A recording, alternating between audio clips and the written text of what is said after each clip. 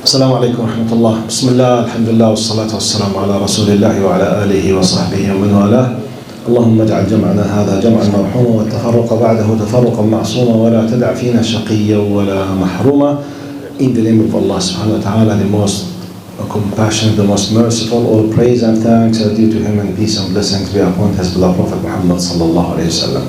Assalamu alaikum. Quick, short khatira to revive the power of our spirits about the greatness of Islam. A story most of you might know, but Allah subhanahu wa ta'ala told us in the Quran, وَذَكِّرْ فَإِنَّ الذِّكْرَ تَنْفَعُ الْمُؤْمِنِينَ. Remind, because indeed reminder does benefit the believers. And inshallah, ya Rabb, may Allah let every single person of you, including myself, from the believers, inshallah, in the sight of Allah subhanahu wa ta'ala. Rabi'i bin Amer. It's a very well-known story. But just let's recharge the power of our hearts about the truthness of Islam. We need to keep fixing these meanings. Just try to picture this. Arabs, they were very humiliated. They have no weight at all. The two big powers on earth at that time, they were Persians and the Romans. In a few years, Arabs, they took over, they demolished, they kicked out, they destroyed these two big empires. Now, in the mathematical, logical, human sense, it's a miracle. But let's see how Allah enabled those people. What was the software that they uploaded after the shirk software which was inside themselves? They used to make a statue from a date. When they are hungry, they eat it. They worship it, then they eat it. Subhanallah. So, Rabi'i bin Amer, unknown person before Islam. No one knows who is he or why or when. Maybe a lost person in the desert. Radiallahu anhu. Now, he was the representative of the Muslim army at the time of Umar ibn Khattab. He was just a soldier in the army. Rustum, and by the way, Persians at that time, they were the mightiest and biggest power in military calculations on earth. Persians, number one. At that time, Persians, they were like Americans now. Can you imagine a group of Arabs or Somalis or Pakistani or Pashto or Pakistani, they come just they say, hey, America, we want to challenge you. Says, what? Excuse me? What? It's exactly. So, Rustum, he was the major general of the Persian armies, 260,000 soldiers, against Muslims who were between 30 to 36,000. It's incomparable. Now, before the start of the battle, Rustum, with all of his arrogance, he was sure that he will smash them. But just not to waste and his hand with their blood, maybe I can kick them out without a battle. So he asked them to send a representative. Rabi'i bin Amer came. Look to this discussion. Now, Rustum, he was sitting on his throne, some kind of an upper place, like this stage. And they put a chair for Rabi'i to sit down. Psychologically, in negotiations, this has a big issue. So to look at him down, and he will be looking like this. Rabi'i, he did not attend he did not attend Harvard, no MIT, no Oxford, no Cambridge, nothing at all. No education. But you know he was a student of which school? School of Muhammad sallallahu alaihi wasallam. Immediately, by his nature, he refused. He said, I will not sit but next to you. I will not speak. What? You know, the major generals of Persians, they were prostrating, kneeling down for Rustum. They used to worship them. So, either I sit next to you or I will not speak. You called us. We came to fight. That's it. Finito, habibi. It's finished. We came to fight. You asked us to discussion. My conditions. What? You Arabs? Yes. Okay, let him sit. Then the translator between them, he said, مَا الَّذِي أَتَى بِكُمْ? And here's my point. I mean, what brought you to here?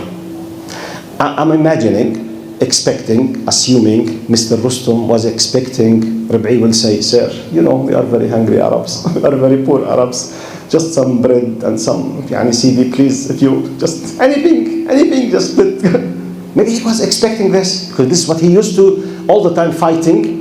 You know, Dahas wal Ghabra, 40 years they were killing each other just because of horse race. 40 years, Dahas wal Ghabra, killing each other because of a horse race.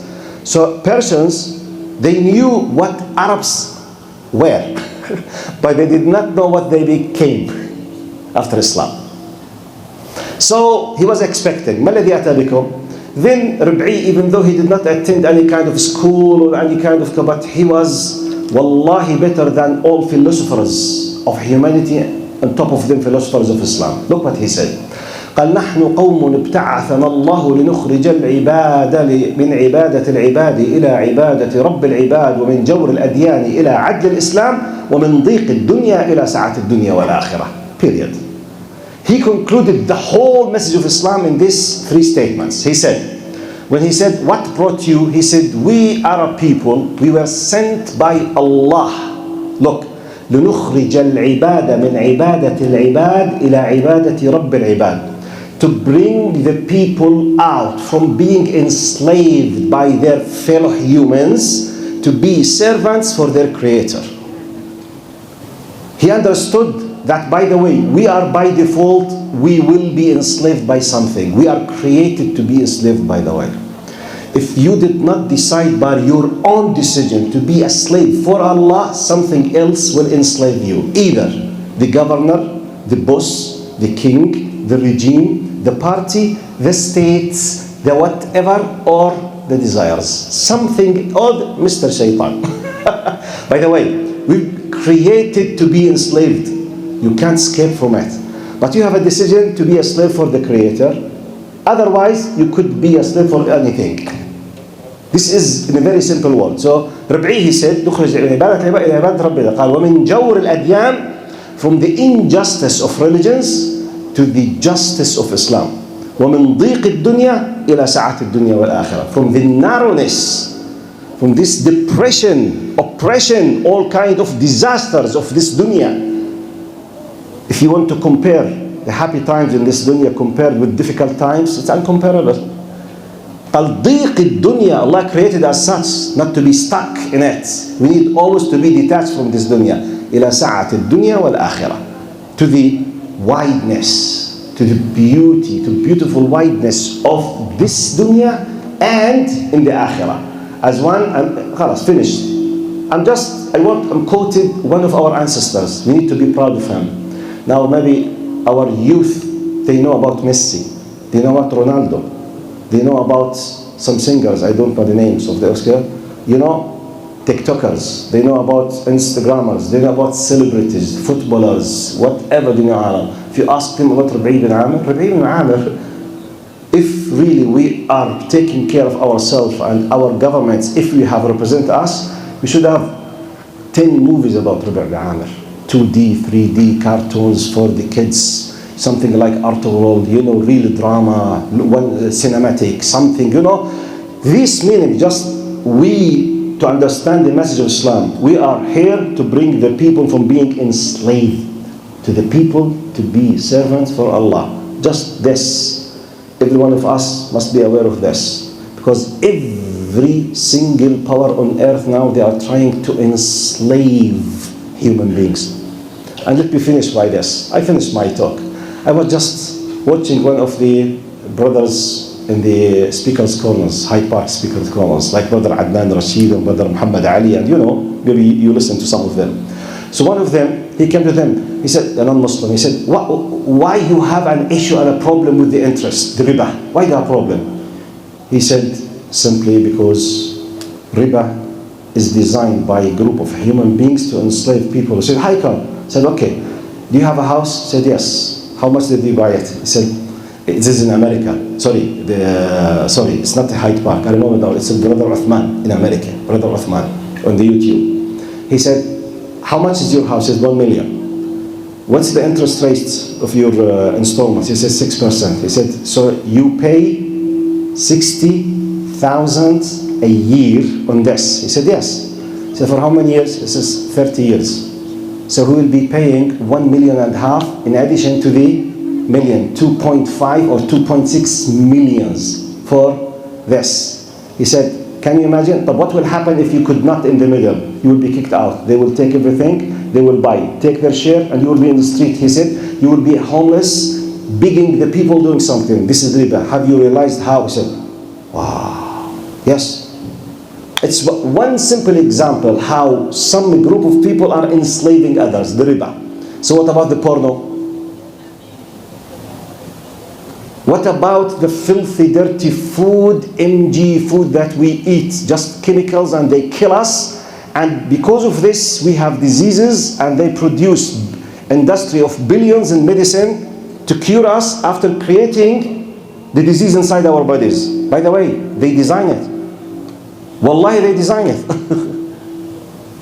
They say sometimes, like a joke, every single branch of McDonald's opens a job for about 15 doctors, 9 practitioners, 6 physiotherapists, something like this, 5 labs of chemistry, because of, the junk food.